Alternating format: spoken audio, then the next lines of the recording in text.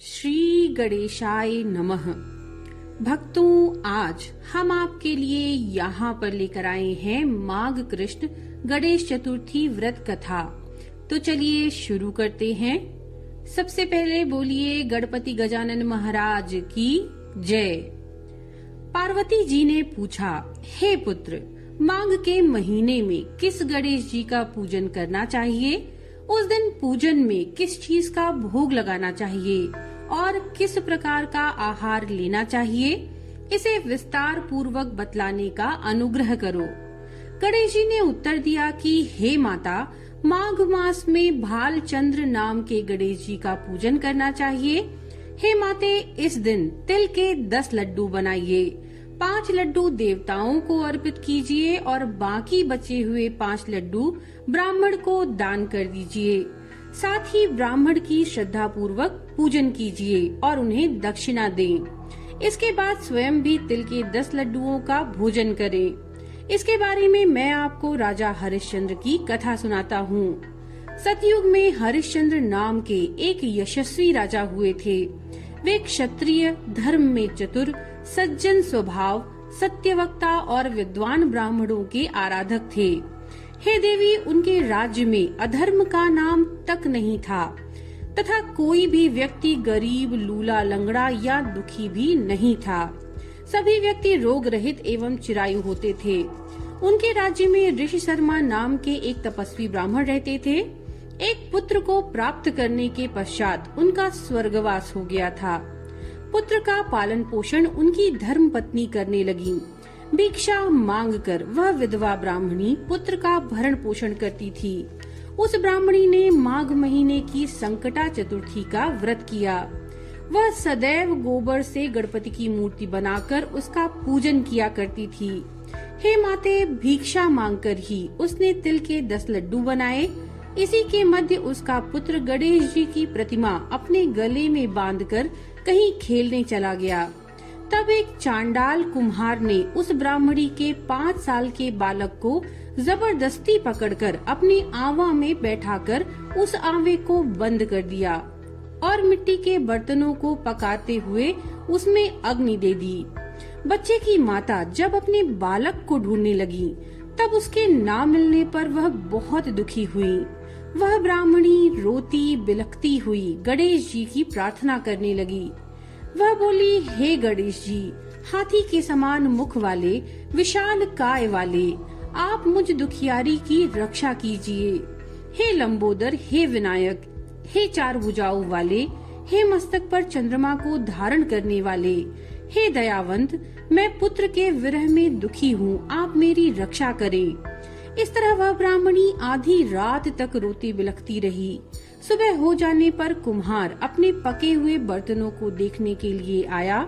जब उसने आवा खोला और देखा तो उसमें जांग के बराबर पानी इकट्ठा हुआ पाया और पानी में बैठे हुए एक बालक को खेलते हुए उसने देखा। इस आश्चर्यजनक घटना को देखकर वह आश्चर्यचकित हो गया और डर के मारे कांपने लगा। इस अद्भुत घटना की खबर उसने राज दरबार में आकर दी और उसने अपने द्वारा किए गए दुष्कर्म को भी राज्यसभा में बता दिया।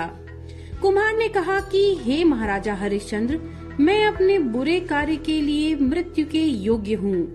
उसने पुनः कहा कि महाराज, अपनी पुत्री के विवाह हेतु मैंने अनेक बार मिट्टी के बर्तनों को पकाने के लिए आंवा लगाया, लेकिन मेरे बर्तन कभी नहीं पके, हमेशा कच्चे ही रहे। तब मैंने डरकर एक तांत्रिक से इसकी वजह पूछी।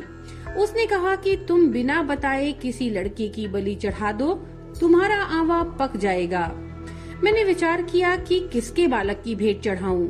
जिस किसी के बालक की भेंट चढ़ाऊंगा वह मुझे जिंदा नहीं छोड़ेगा। इसी डर के कारण हे महाराज, मैंने पूरी तरह ये तय किया कि इस बालक को ही आंवे पे बैठाकर अग्नि लगा दूं।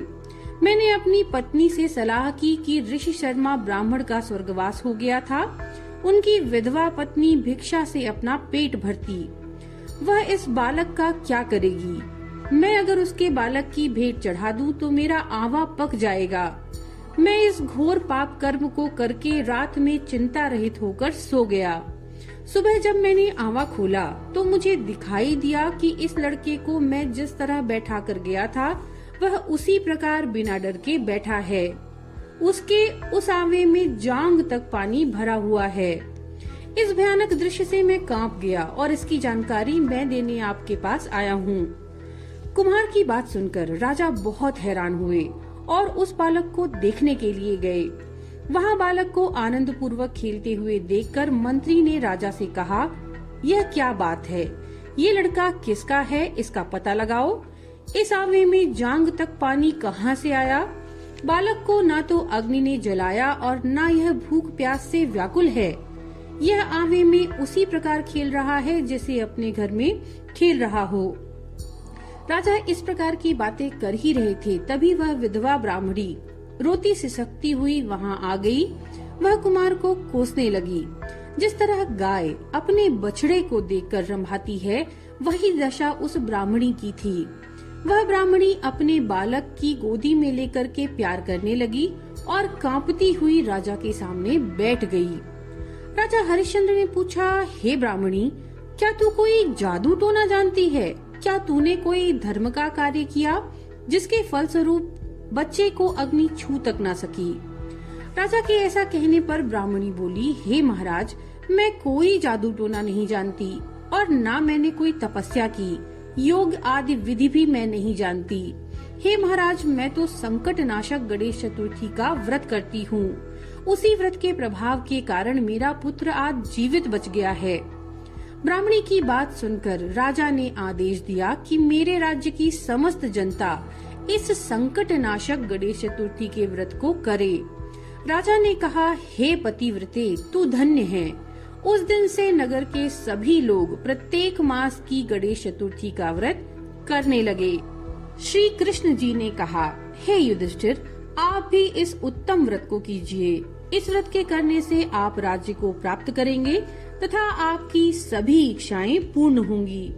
भगवान श्री कृष्ण के वचनों को सुनकर युधिष्ठिर बहुत प्रसन्न हुए और माघ कृष्ण चतुर्थी का व्रत करके निर्विघ्न राज्य का सुख भोगने लगे। तो भक्तों, ये थी माघ संकष्टी चतुर्थी व्रत कथा। नमो नारायण।